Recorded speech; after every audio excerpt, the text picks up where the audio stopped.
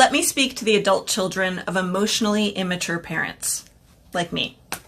Your parents, like my mom, might be narcissistic, or maybe they have an addiction to alcohol or another drug.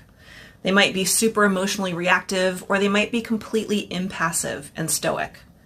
There are so many flavors of emotionally immature adults, but they do tend to have at least 4 characteristics in common. 1, they aren't able to look at themselves with any objectivity. They aren't self-aware, and they're not self-reflective. 2, they're not able to tolerate any discomfort. In fact, they don't even realize that they're supposed to tolerate discomfort. They expect everybody else to solve their problems and their pain. 3, they can't or won't take responsibility for their actions, their mistakes, or their bad behavior. It just feels too threatening, so they put the blame on others.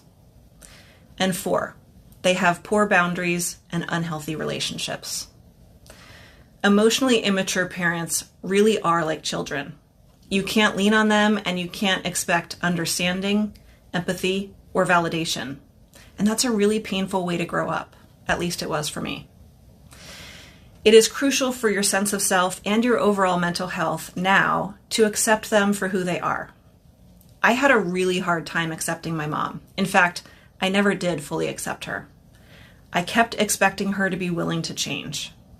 That kept my energy really tied to her, and it kept me really focused on what she did instead of what I did.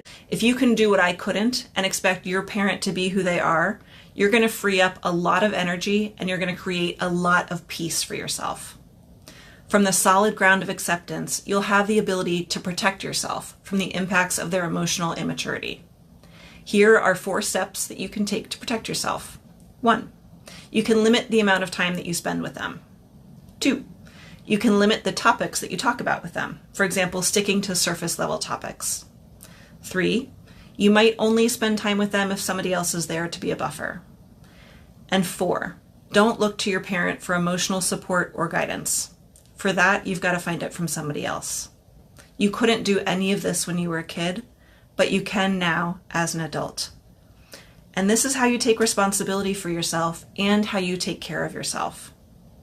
These are things you didn't learn from your emotionally immature parent.